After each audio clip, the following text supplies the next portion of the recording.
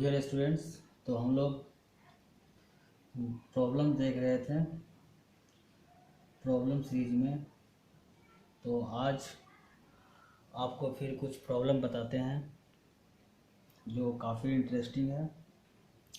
और देखिए इस प्रॉब्लम को हम कैसे सॉल्व करते हैं, कैसे इसको एनालिसिस करते हैं। आज के मोस्ट ऑफ द प्रॉब्लम में आपको एनालिसिस करनी होगी कैसे की जाती है, ठीक है। तो आपका प्रॉब्लम सीरीज में फिर आपका प्रॉब्लम स्टार्ट हुआ। तो मान लीजिए कि आपके पास एक चार्ज है +2Q, एक और चार्ज है, इसको भी मान लीजिए +3Q। दोनों चार्ज आपका लाइक चार्ज है, ठीक है, पॉजिटिव चार्ज है। अब यहाँ पे क्वेश्चन ये है कि आपके पास एक थर्ड चार्ज है, ठीक है। आपके पास एक थर्ड चार्ज है, थर्ड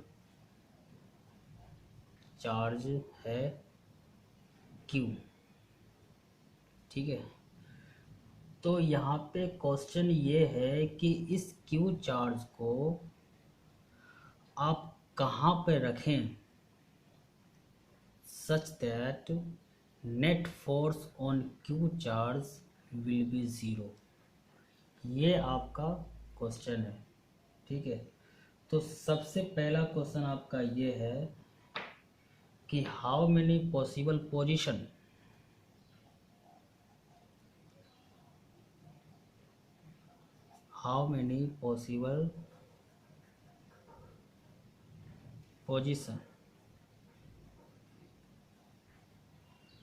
such that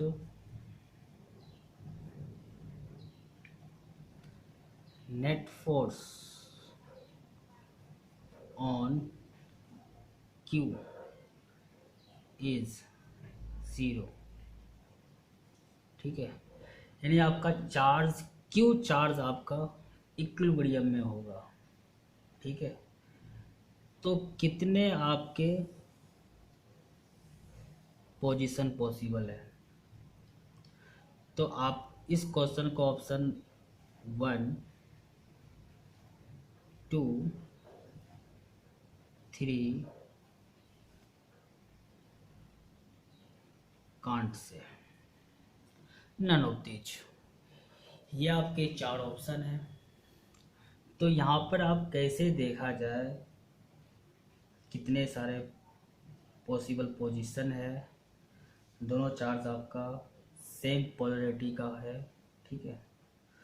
तो इसे देखने के लिए सबसे पहले आप एक बात तो ये हमेशा जान लीजिए कि इलेक्ट्रोस्टैटिक इक्विलिब्रियम में होने के लिए चार्ज को हमेशा कोलिनियर ही होना पड़ेगा, ठीक है।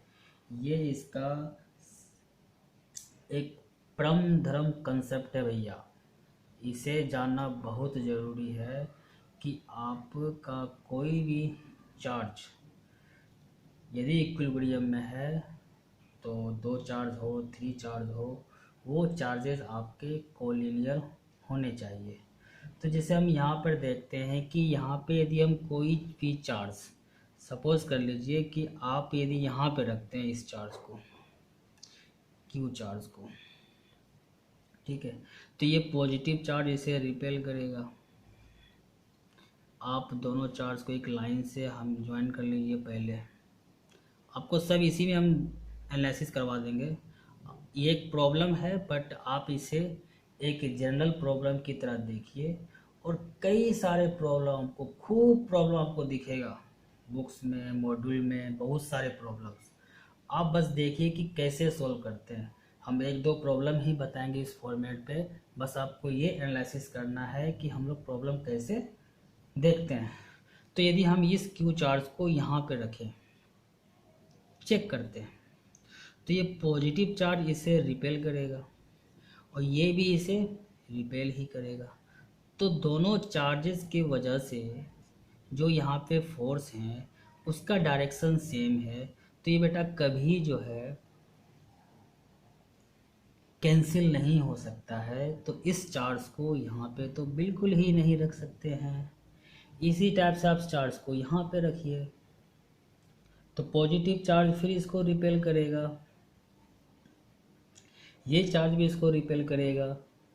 फिर बेटा दोनों का डायरेक्शन क्या है, सेम है, कभी जीरो नहीं हो सकता है, तो नेट फोर्स कभी जीरो नहीं होगा। अब यदि हम यहाँ पे इसके बीच में यदि कोई चार्ज को रखते हैं क्यू को, तो ये इसे रिपेल करेगा, ये भी चार्ज इसे रिपेल करेगा। Oh my God! तो आप देखिए यहाँ पे जो है नेट फोर्स ज़ीरो हो सकता है, क्योंकि दोनों फोर्स अपोजिट डायरेक्शन में, ठीक है। अब जहाँ पे ये दोनों फोर्स, यदि आप मान लीजिए ये चार्ज जो है इस पे F1 फोर्स लगा रहा है और ये चार्ज इस पे F2 लगा रहा है, तो आप वो पॉइंट को सर्च कर सकते हैं जहाँ पे F1 और F2 मैग्नीट्यूड में इक्वल है और बीच में डायरेक्शन अपोजिट है, तो वहाँ पे वो ज़ीरो हो सकता है, ठीक है। तो आपका बस एक पोजीशन यहाँ है। आप सोचेंगे कि हम यहाँ कोई चार्ज को रखें, तो आप देखिए कि ये चार्ज इसे रिपेल करेगी, ये भी चार्ज इसे रिपेल करेगी, ठीक है। तो नेट फोर्स कभी जीरो ही नहीं हो सकता है। इसका ये मतलब बिल्कुल कंफर्म है कि आपको थर्ड चार्ज कहीं भी रखना है, वो थर्ड चार्ज जो है दोनों चार्ज को ज्वाइन करने वाली जो लाइन है उस लाइन पे ही रहेगा, चाहे इधर रहेगा या तो इधर रहेगा या तो इधर रहेगा। तो कौन सा पोजीशन है, वो पोजीशन आपको ये बताता है कि दोनों चार्ज का नेचर क्या है। तो आप देखें कि दोनों चार्ज का नेचर सेम है, तो आपका एक ही पोजीशन है बिटवीन द चार्ज जहाँ पे आपका नेट फोर्स जीरो हो सकता है, तो आपका ये ऑप्शन है, ठीक है। यदि हम यहाँ पे फिर चार्ज लें, नेगेटिव में यदि ले लें -2q और यहाँ भी नेगेटिव ले ले -3q, तब भी आपको बीच में ही वो पोजीशन मिलेगा। आप इसको फिर से अब देख सकते हैं, आपका कॉन्सेप्ट भी आपका रिवीजन हो जाएगा। यदि हम यहाँ पे कोई चार्ज रखते हैं तो जो नेगेटिव चार्ज है इसे अट्रैक्ट करेगा, और ये भी नेगेटिव चार्ज है, ये भी इसे अट्रैक्ट करेगा। फिर डायरेक्शन यहाँ पे क्या है, सेम है, नेट फोर्स जीरो होने से रहा। यहाँ भी देखो, यहाँ भी कोई पॉइंट चार्ज ले लो तो ये भी इसे अट्रैक्ट करेगा, ये भी इसे अट्रैक्ट करेगा, तो फिर भी यहाँ नेट फोर्स क्या होता है, जीरो होने से रहा। बट यदि हम इसमें यदि इसके बीच में कहीं पर भी चार्ज रखें जहाँ पे दोनों का चार्ज का जो मैग्नीट्यूड है वो आपका डिफरेंट है, तो आपको पॉइंट पता करना पड़ेगा जहाँ पे कोई फोर्स जो है इक्वल मैग्नीट्यूड के हैं। तो मान लीजिए कोई पॉइंट पर, लेकिन डायरेक्शन यदि हम देखें तो नेगेटिव है, इसे ये अट्रैक्ट करेगा, नेगेटिव ही इसे अट्रैक्ट करेगा, ठीक है। तो आपका ये चार्ज पॉजिटिव है, क्यू चार्ज, ठीक है, तो अट्रैक्ट करेगा यहाँ पे। तो इसका ये मतलब ये है कि आपको इसके बीच में यदि इस चार्ज को रखेंगे, कहीं पर भी रखेंगे, मतलब बीच का मतलब ये नहीं कि मिड पॉइंट, बीच का मतलब ये, तो इस दोनों के बीच में कहीं भी रखें, आपको वो पॉइंट निकालना पड़ेगा जहाँ पर नेट फोर्स आपका जीरो है। वो एक अलग प्रॉब्लम है, पहले आप एनालिसिस करना सीखें कि चार्ज को अपन लोग कहाँ पर रखेंगे, ठीक है। तो यहाँ पर ये निकल गया, क्लियर। तो आई होप आपका कंसेप्ट बिल्कुल क्लियर हो गया होगा कैसे हम लोग एनालिसिस करते हैं। यदि आपका लाइक चार्ज है तो आपको यदि थर्ड चार्ज को रखना है, जो थर्ड चार्ज इक्विलिब्रियम फील करे, तो वो थर्ड चार्ज को आपको दोनों चार्ज के बीच में ही कहीं रखना पड़ेगा, ठीक है। अब कहाँ पे रखना पड़ेगा वो हम प्रॉब्लम में देखेंगे। तो अब आगे हम लोग क्या देखते हैं, अब हम लोग क्या करते हैं, इसी चीज़ को अनलाइक चार्ज लेते हैं, तब देखते हैं कि कहानी क्या होती है। तो अनलाइक चार्ज लेने पे क्या है, देखिए आप यहाँ पे कोई चार्ज ले लीजिए +2q, यहाँ पे चार्ज ले लीजिए -q। आप एक लाइन तो पहले ज्वाइन कर लीजिए, क्योंकि आपको जो भी पता है ये तो आपको पता होना ही चाहिए कि थर्ड चार्ज को आप उस लाइन पे ही कहीं रखेंगे तब भी आपका वो इक्विलिब्रियम में रहेगा। उस लाइन के अलावा कहीं और पे आप नहीं रख सकते हैं, ठीक है। तो अब ये कहाँ रखेंगे, तो हम एक आपका ये रीज़न है, एक आपका ये रीज़न है, एक आपका ये रीज़न है, तीन ही रीज़न है। एक बीच का रीज़न है, इधर आपका रीज़न है, एक आपका इधर रीज़न है। चलो हम यहाँ पे कोई चार्ज रखते हैं, पॉजिटिव चार्ज। तो नेगेटिव है, इसे अट्रैक्ट करेगा, ये पॉजिटिव है, इसे रिपेल करेगा, ठीक है। तो यहाँ पे डायरेक्शन अपोजिट है, ठीक है। तो डायरेक्शन अपोजिट है, यहाँ भी देखें +2q है, इसे रिपेल करेगा, -q है, इसे रिपेल करेगा, -q इसे अट्रैक्ट करेगा। यहाँ भी डायरेक्शन अपोजिट है, बीच में देखें +2q रिपेल करेगा, -q इसे अट्रैक्ट करेगा। अरे यहाँ तो डायरेक्शन सेम हो गया, यहाँ तो कभी जीरो नहीं हो सकता है। यानी इसका मतलब है कि मेरा जो एरिया ऑफ इंटरेस्ट है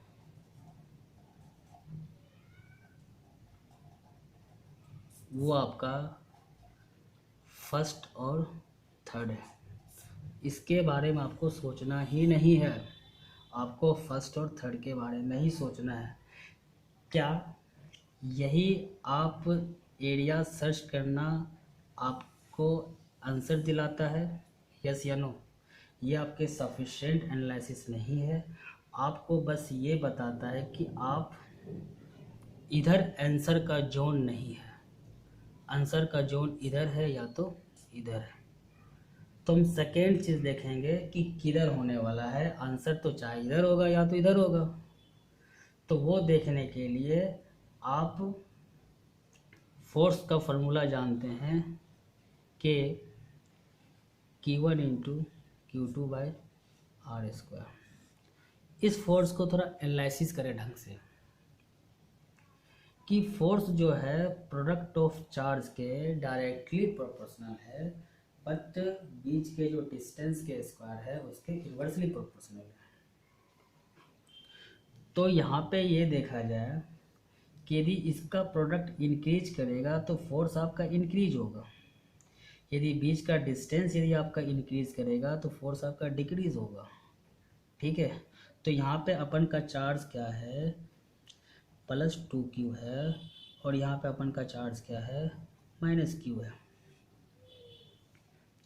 तो यदि हम यहाँ पे चार्ज q रखें तो यदि ये इसे अट्रैक्ट कर रहा है F1 से, तो आप F1 निकाल लें 1/4πε0 -q, डायरेक्शन दे दे नेगेटिव को, मतलब मैग्नीट्यूड केवल ले लेते हैं हम लोग, ठीक है, कोई दिक्कत नहीं, इसका मोड में कर देते हैं यहाँ पे, इंटू q ओवर ये डिस्टेंस मान लिया जाए x है और ये डिस्टेंस मान लिया जाए l है, तो हो गया x का स्क्वायर।